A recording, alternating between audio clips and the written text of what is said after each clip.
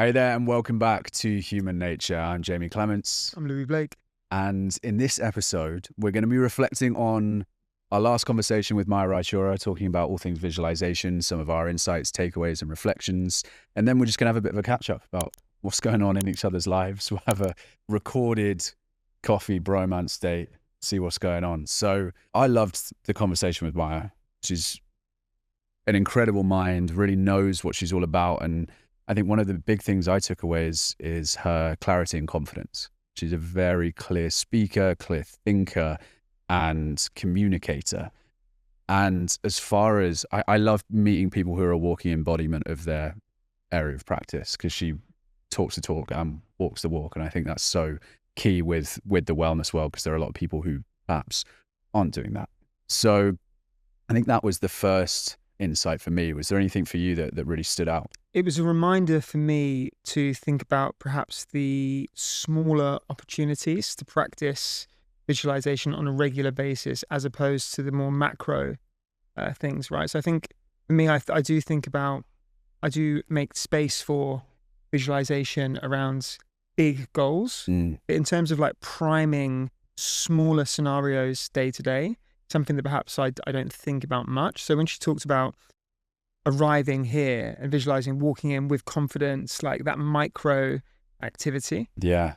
It was an interesting perspective, and one that I'll certainly use going forward, is trying to pre-program myself to expect the best outcome, which I do naturally at times. Sure. Certainly I could be more aware of it and think about it on a more micro basis. Yeah, I think I saw a lot of parallels between how I speak to my work and how she speaks to her work, in the sense that my goal for anyone that I work with is that practice of breath work and connection to breath becomes an integrated life philosophy rather than a dedicated, isolated practice. And that was something that I was like, yeah, of course. Like this applies across the board, actually, to go, whenever you're going somewhere and you're thinking about it, if you're already thinking about it, that's your opportunity to go, but how do I want it to feel? Not, oh, I'm worrying about this, I'm worrying about that, because that's almost the natural route if you're wired that way and most of us will have that kind of inbuilt negativity bias unless we've done significant work on it.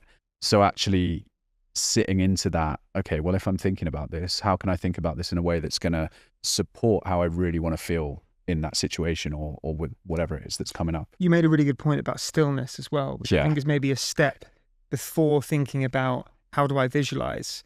Maybe a better question to ask first is, how do I create more stillness, more space in my life for that practice? Yeah. And I think that's a really understated view that people can take, is actually, you know what, if I create the space to be still, I will then have time to engage in a practice like visualization, of which, as she pointed out, there are different ways to approach. Yeah. Right? I think as well with that stillness piece, it's such an important one, because obviously when we're thinking about visualizing, we're going, I'm going to visualize how I want this to go or how I want this to feel.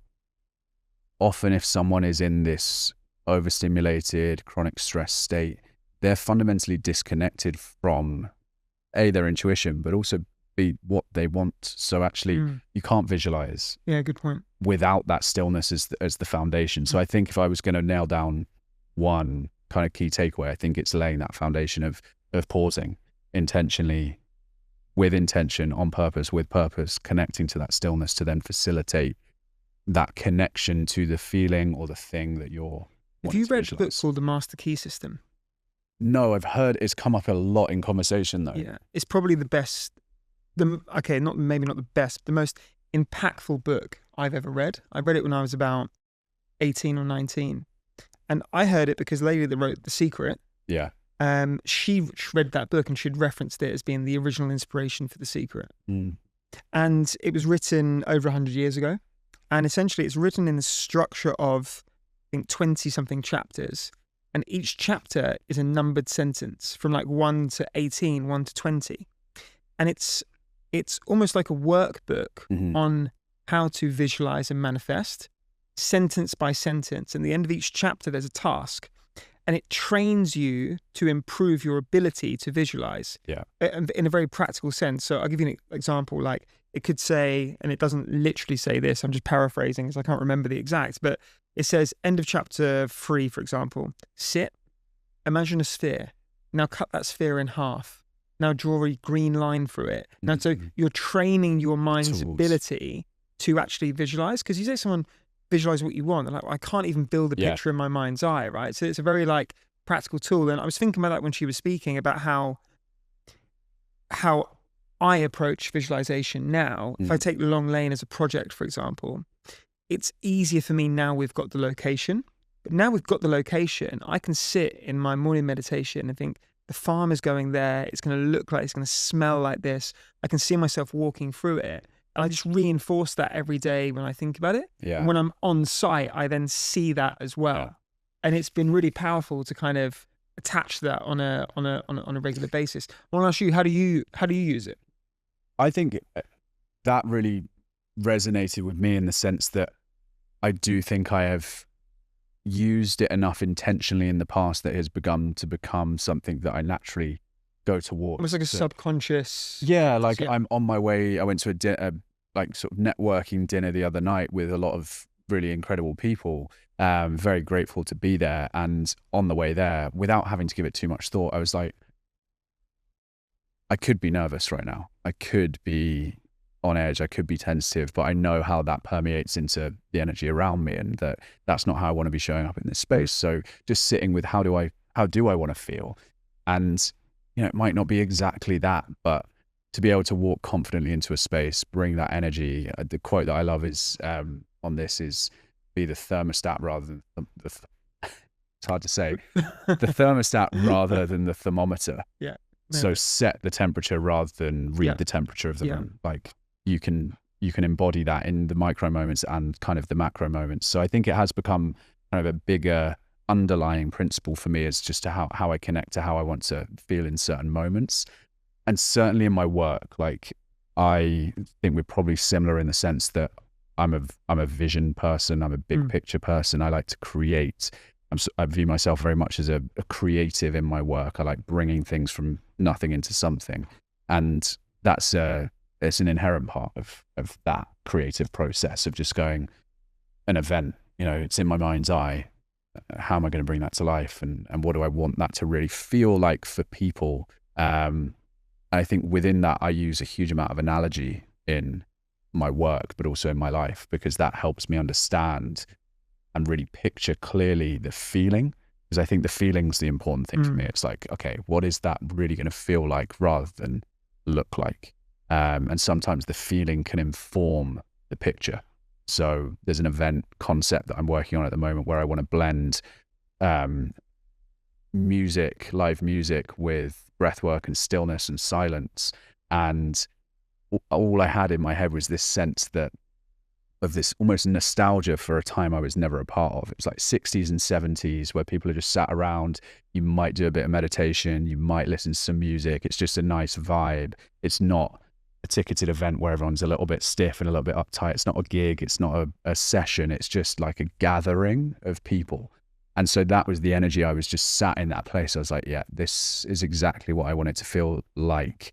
And then you can start to create from that place. So yeah, I think it's probably more of a part of my life than I'd consciously realized, for sure. I think there's a compounding effect. Well, and so I liked when Maya was speaking about starting small, right? So start small, and you can then gather evidence that you are who you say you are. Like you spoke about very graciously about the ultramarathon challenge that we were speaking about. And that, for me, I summarized it as an opportunity to prove to myself I am who I think I am. Yeah. And then I carry around that feeling so that I walk into a room like, yeah, I am who I say I am. I can walk in here with confidence, right? Yeah. It can work the other way, where if you're walking around anxious, afraid, in fear, you're building evidence that you are that person because you're received in that way because you carry that energy into the room. So I think starting small is a really powerful point. It's like, I'm going to visualize, for example, I'm going to a work event and I'm going to visualize walking in confident. I'm going to speak clearly to the first person that I see. Great. Now I've done that. Yeah. Well, I've got the evidence that I am that person. I can do that. So it's easier to attach belief to it the second time. And then I can start to think a little bit bigger. On this long lane project, Harrison, who I'm doing it with, he's worked in finance for the last 7 years. Never built a business, certainly not a hotel. I've created restaurants. I haven't turned a country estate into this huge project. So it was a reach to believe that I was capable of doing that, right? And on paper, maybe I'm not. So it was like, well, to what extent can I believe in this and believe in my ability and see it and believe it? And that took probably more reinforcement, more kind of, and then small steps to actualize the bigger step. Because if it start out as this huge thing and there's no in between steps, you don't break it down. It's like very difficult to believe that that's possible, right? Yeah, 100%. Quickly interrupting this episode to tell you about acid running. Your running gear shouldn't force you to choose between looking good and feeling good. I honestly refuse to run in anything else now. Hit the link in the show notes to find out more about acid running. But for now, back to the episode. Yeah, I think I guess it takes a little bit more intentionality and energy and capacity to embody the energy of something that you've never done before. Correct. Whereas to say, it's building the stack of evidence ultimately in that internal mind space of, I have walked into a dinner and introduced myself confidently to someone before. Might not be what I feel like doing right now, but I have done it before. So it's easy and quick to access that feeling and that energy state. Creating something you've never created before, that requires a little bit more like, which parts of myself and which form of evidence does help me build that energy state. And my mind's always been quite sort of mathematical, logical. And I think that process for me makes sense of like, how can I take that chunk from that experience, add it to that, like build these blocks of going, oh yeah, when you put all of those things together, of course I'm capable of this. The biggest breakthrough I've had on that recently is it's a who problem, not a how problem. So when I don't know how to do something, I take the perspective that there's someone out there who does, and providing I can provide the relevant incentive, I can get that done. Yeah. Right. And then maybe, well, how do I then get that incentive? And it's you go down these kind of like layers, for example. But ultimately, there's a self-awareness to understand, what am I capable of doing? What do I enjoy doing? Is my time, my energy, my skills best used? And for the things that I don't know, can I go out and find someone that does? Yeah. Then it doesn't become my problem to figure it out. I know what I know. I'm good at what I'm good at. Yeah. I focus on that. And for the things that I'm not, I then go and engage someone and bring somebody in that I can galvanize around the vision. And that's exactly what's happened with this hotel. I have no idea how to operate a hotel. Yeah. No idea at all. But there's some brilliant people out there that do. So I have them do it. 100%. So I think it's a nice jumping off point just to go into a bit of a catch up. So what, in terms of big picture pieces right now in your life, what's taking up a lot of, not even necessarily in a negative state, in a positive state as well? What's taking up headspace, time, energy? What are the big pieces right now? I think I'm in startup build phase. So my working systems, my life systems have gone to shit, basically. Yeah. So, I had this the last maybe 2 years, did all of my phone calls on Tuesdays and Fridays. I did all of my hard work on Mondays and Thursdays, and I did my creative stuff on a Wednesday. My routine around that was wake up between 5:30, maybe 6 if it was a late night, bed by 9:30, 10, and then my systems, it was very kind of regimented. And then within that actually gave me the freedom to, do the things that I wanted to do. Yeah. With this project now, because it's moving so quickly, I might have to take a call at 11 p.m. or 7 a.m. or, I've got some businesses in Dubai, some different time zones. So it's less organized and I'm more in it. And so I'm latching onto the things that I can control, e.g. my training, my diet, my routines within this space, knowing that this is a temporary way of working to actualize what I'm trying to do. Yeah. So I'd say that my foundation is a little bit off at the moment, but I'm also comfortable with it because I know there's a reason for it, if that makes sense. Yeah. I think that's probably something I'd love to dig into as well, is how do you find the comfort in the change, or the, for a lot of people, structure and routine provides, as you said, that discipline that facilitates freedom, facilitates creativity. So for you, when that starts to shift, what is the narrative that is helpful for you around either why it's done that or what it's facilitating or how you adapt to that? Clear vision of what I'm creating Mm-hmm. and reminding myself to stay in the flow, basically. Mm. Right. So don't create expectation. Don't be too rigid on this is how it's supposed to be. Have a vision, an idea of what I want to create, Yeah. and then be flexible in how that comes about. And then control the things that I'm in control of and let go of the things that I'm not. Yeah. And just remind myself that that's all I can do. I can control very few things, but the things I can control, I'm going to be in control of. Mm-hmm. And I got really into Stoicism a couple of years ago. Yeah. It really helped me. And this discipline is freedom narrative, I just repeat to myself over and over and over again. And that's been a really helpful kind of tool, I would say, to get through it. Nice. What about you? It's a good question, mate. I'm in an interesting phase. I came to the close of 2024 of last year riding high. I was in not a great place September time, took steps to shake things up and reset, did that very effectively to a level that blew me out of the water. And, you know, we can talk about maybe some of the things that took me there another time. But another time or this time? Shorthand, too long don't read. Ayahuasca in Costa Rica and 6 days off grid in a canyon in Utah with no connection to anything. So really like introspection and out in the world. It was just, it was the perfect blend and exactly what I needed, just as a bit of a shake up. And within that, there was a huge amount of, I was clear on my vision. I was set on what was coming next for the business. It's been 5 years of doing this. I've established myself in the space. What can I do with that to take the next step? And to your point from our intro episode, embody and embrace and integrate the entrepreneur in me that I've probably pushed away for quite a while. And that was all there. And then Christmas and the break, I lost my footing again. And I actually find myself now feeling quite unclear on what comes next. And I got some advice from Jamie Wheel, who I know we both love. And he told me, he said, give yourself 12 months of being intentionally not found.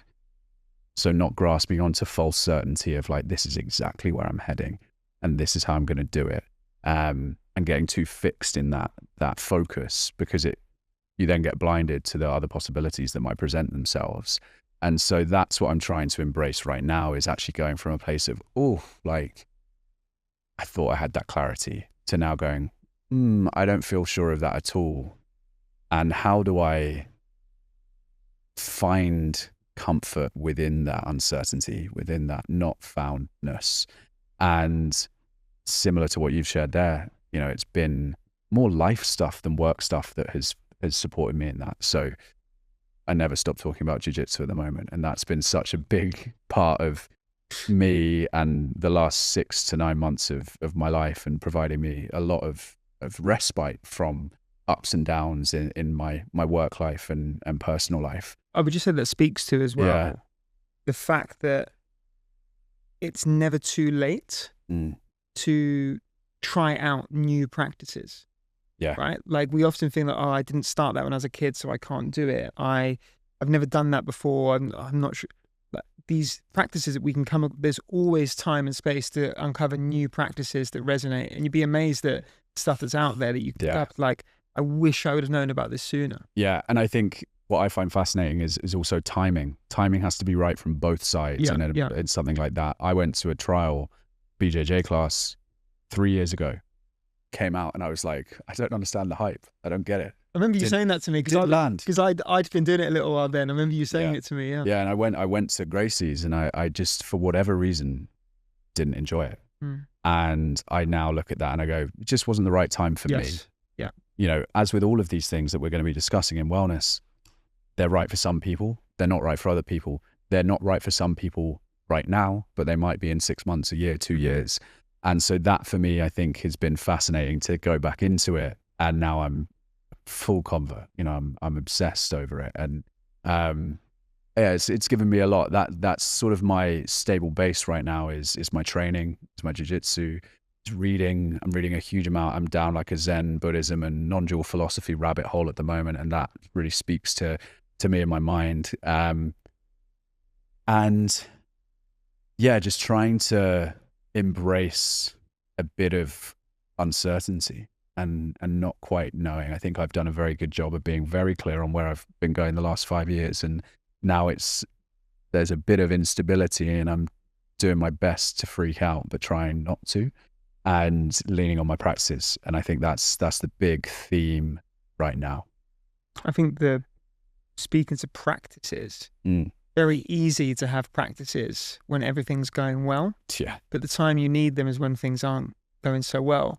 Like I shared with you, I was hosting a wellness event in Dubai last week, and my internal narrative is always, no, I'm the organizer. I can't join in. I need to make sure everyone else is, getting what they need, make sure the speakers, the facilitators. And it was towards the end of the day, and a friend of mine, Shazia, was leading a breathwork session. Cheating on me. Huh? Cheating on me. I'm sorry, man. Sorry. You weren't there. Different postcodes. And she was like, "What? Why don't you join in?" I was like, "Oh, no." And then I looked around, and actually, this narrative I'm running about needing to be in control of everything, and no one, it's all fine. Yeah. So I joined in, and I realized afterwards I was resisting leaning into that practice because I knew it would bring up some challenging stuff that I've got at the moment, and it did, and it was difficult, but I got a lot of clarity through doing it. So I think sometimes our resistance to these practices is more because we might get what we need, and what we need isn't always comfortable. Very rarely is it comfortable. And in reflection, it really helped. Like just that 30-minute session, I would argue that it was life-changing because of the action that I took afterwards from the realization that I had. Really made a positive impact. Yeah. Well, I need to go and lick my wounds for you doing breathwork with somebody else. But I think that brings things nicely to a close. He's actually fuming. It's not good, man. It's not good. No, it's all good. So yeah, I think that wraps up for today. Yeah. Anything else to add? No, we'll check back in next week and see how we're doing. Yeah. Join us next time, guys. We'll see you again very, very soon.